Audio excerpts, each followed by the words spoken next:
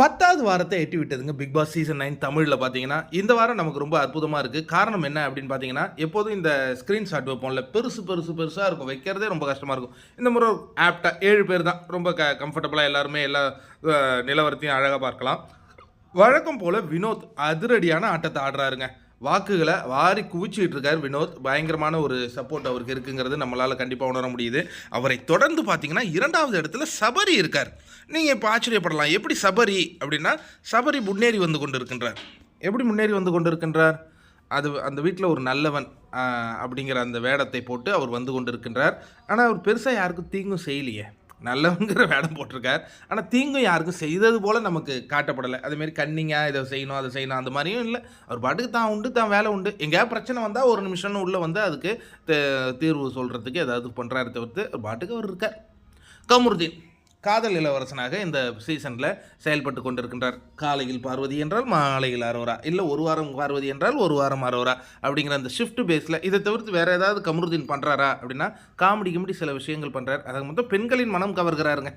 பெண்களுக்கு இந்த மாதிரி ப்ளே பாய்ஸ்லாம் ரொம்ப பிடிக்கும். அவரை தொடர்ந்து சாண்ட்ரா, பிரஜனுடைய ஓட்டுகளையும் அவங்களுக்கு தொடர்ந்து வருதுன்னு நினைக்கிறேன். சாண்ட்ராவுக்கு வருது. இவங்களாம் டபுள் டிஜிட்டில் கொஞ்சம் சேவாக இருக்காங்க. 3 நபர்களில் மக்களுக்கு விருப்பம் இல்லைங்கிறது தெரிய வருது. முதலாவதாக வியானா. ஏன் வியானாவுக்கு கண்டிப்பாக ஆரம்பத்தில் நல்ல ஒரு செல்வாக்கு இருந்தது. அதற்கு பிறகு அவங்க செல்வாக்கு குறைத்து கொண்டது போல் இந்த எஃப்ஜே என்னும் ஒரு என்ன சொல்கிறது, அந்த மனிதருடன் இணைந்து தன்னுடைய பெயரை அவங்க டேமேஜ் செய்து கொண்டதுனால அவங்களுக்கு அந்த வாக்குகள் சதவீதம் ரொம்ப குறைஞ்சிருக்கு. எஃப்ஜே வாக்குகளே இல்லாத பிக் பாஸில் இருக்கிற ஒரு போட்டியாளர். போன வாரமே ஜஸ்ட் மிஸ்ஸில் அவர் தப்பித்தார் அப்படிங்கிற தகவல் தான். ஏன்ப்பா இவரை வச்சு காவந்து பண்ணுறீங்கன்னா, அந்த ஃப்ரீஸ் டாஸ்க் வரைக்கும் இவரை கூட்டின்னு வந்து செருப்படி வாங்க வைக்கிற வரைக்கும் இவரை உள்ளே வச்சுருப்பாங்க அப்படிங்கிறது நமக்கு தெரியுது. அதற்கு அடுத்ததாக ரம்யா ஜோங்க.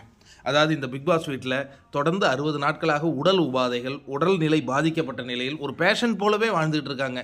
அதாவது ரம்யா பெட்டை வந்து பேஷன் பெட்டு அப்படின்னு சொல்கிறாங்களாம். உள்ளே பேசிக்கிறாங்கங்க. நான் சொல்லலை, நான் எதுவும் இட்டு கட்டி பேசவே மாட்டேன். உள்ளே பேசிக்கிறாங்க. ஏன்னா இந்த அம்மா வந்ததுலேருந்தே உடல்நிலை சரியில்லை. இவ்வளோ எனக்கு வந்து ஒரு பெண்மணியை இவ்வளவு கஷ்டப்படுத்தி கொடுமைப்படுத்தி இந்த பிக் பாஸ் வீட்டில் வச்சுருக்கீங்களே அப்படிங்கிறது ஒரு ஆதங்கம் தான். அதனால் ரம்யா ஜோவின் ஒரு அண்ணனாக இந்த வாரம் அவங்கள எப்படியாவது நான் மீட்டுக்கிட்டு வரணும்னு போராடிட்டு இருக்கேன். வேற என்னப்பா, அதான் நமக்கு ஆசை காட்டி மோசம் காட்டுவாங்கள்ல, அதே மாதிரி தான் ரம்யா ஜோ எப்போதும் இந்தமாரி வாக்குகளில் தொடர்ந்து கடைசி இடத்துல தான் இருப்பாங்க. கடைசி வரைக்கும் கடைசி இடத்துல தான் இருப்பாங்க. ஆனால் அவங்க எவிக்ட் ஆகி நம்ம பார்த்ததே இல்லை. இந்த முறையாவது அந்த மேஜிக் நிகழுமா பொறுத்திருந்து பார்க்கணும். 1ஆ 2ஆ, ஏன்னா 2 இந்த வாரம் இருக்காதுன்னு நினைக்கிறேன். ஏன்னா ஒரு சார்பு மட்டுமே எவிக்ட் பண்ணி நாமினேஷனில் கொண்டு வந்து அதுலேருந்து ஒருத்தவங்க டபுள் எவிக்ட் பண்ண மாட்டாங்கன்னு நினைக்கிறேன். எனிவே ரம்யா ஜோ, உங்களுடைய கடைசி வாரமாக இது, பொறுத்திருந்து பார்க்குறோம்.